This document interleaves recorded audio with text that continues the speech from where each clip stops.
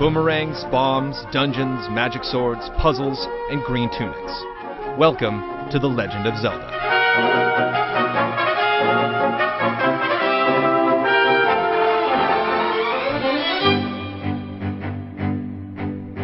With 20 years of hit titles under its belt, the Legend of Zelda franchise has earned its right to be one of the most popular, influential, and critically acclaimed entities in all of video games.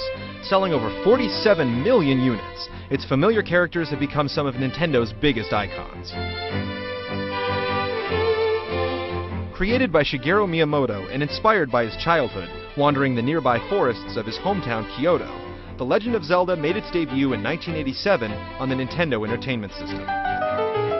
8-bit gamers were introduced to the young Link, a quiet boy in a green tunic who set out on what would become a never-ending quest to rescue a princess named Zelda.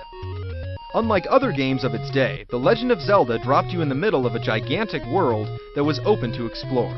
From an overhead view, you ventured through the fantastical realm of Hyrule, with no direction or guide. This unconventional structure made The Legend of Zelda one of the first free-roaming games ever created. It was up to you to decide where you wanted to go and what you wanted to do. You could journey into dungeons out of order. Some could only be reached with certain items like the raft, or would be extremely difficult to navigate with only 3 hearts and no bow, but it was up to you to make those choices. Luckily, the Nintendo Fun Club newsletter released a map of the overworld. While it outlined the land of Hyrule screen by screen, giving the players a sense of direction, it didn't take away from the sheer size of the game or its difficulty. The Legend of Zelda pioneered an advanced inventory system and introduced the ability to store dozens of different items used to solve puzzles or battle creatures in real time. Zelda was also the first console game to give players the ability to save their progress via battery-backed memory. This feature alone was a clear sign that the game could not be beaten in a couple of hours. It was one of the largest adventures to date, and held that title for some time afterward.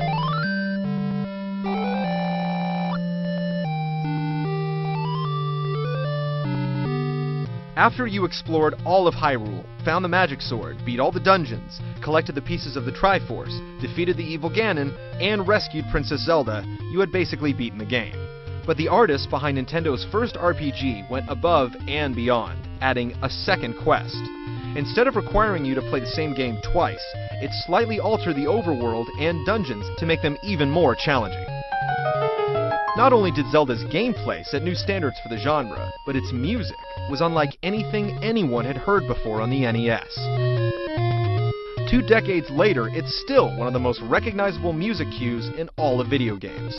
Even other Nintendo titles like Mario and Metroid have lost their inaugural themes over time, but every Zelda adventure ever made has featured this trademark anthem.